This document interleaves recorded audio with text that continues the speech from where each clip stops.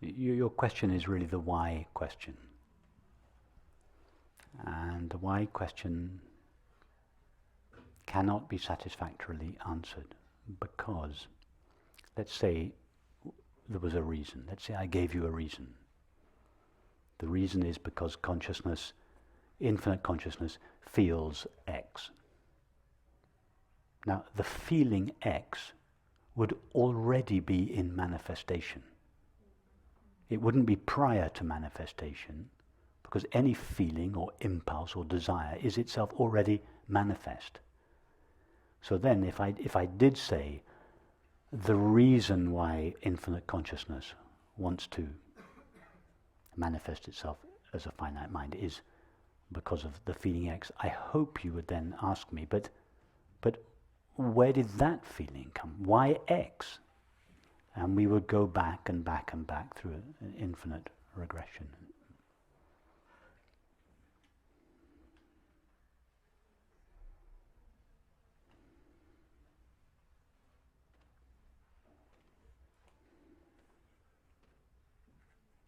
And that's why it's said in the tradition that creation is causeless, ultimately. Causeless, and yet somehow there was an initial impulse, no? Or it wouldn't have happened. It's not an initial impulse, it's an ongoing impulse.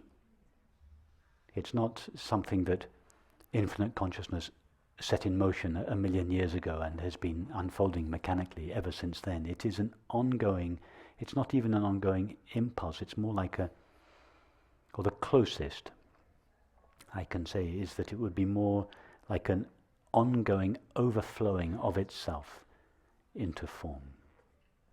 An ongoing emanation of itself into form. We cannot give it a reason because any reason would already be in form.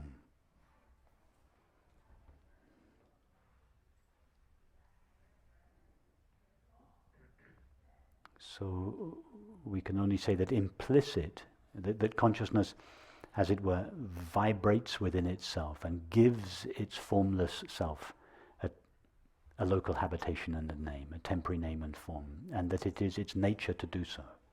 It's not a static, dead, inert presence.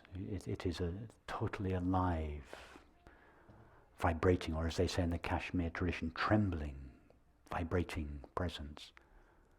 That and as it vibrates within itself, it goes through layers of contraction, and this layering, these layers of contraction is imagination bodying forth the forms of things unknown. They are infinite consciousness vibrating within itself and undergoing these series of contractions or limitations and manifesting itself as a result in form. But we cannot ascribe a reason for that.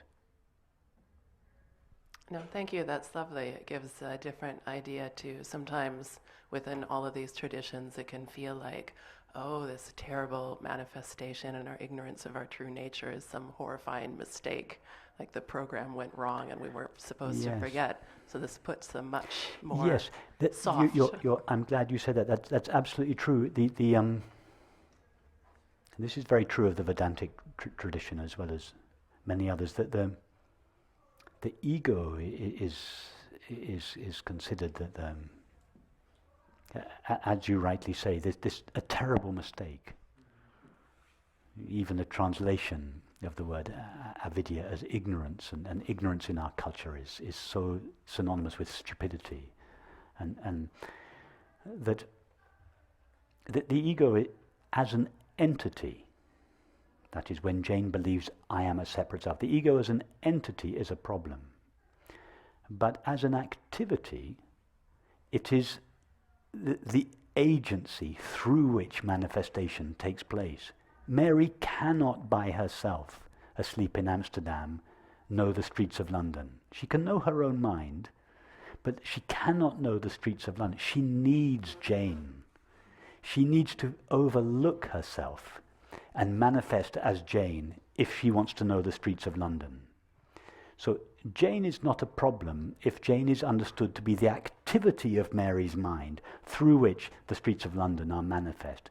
Jane is only a problem for Jane if she forgets that she is the agency of Mary and thinks that she is a self unto herself.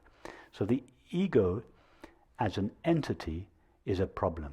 As an activity, it is the agent of creativity through which consciousness manifests itself as the world.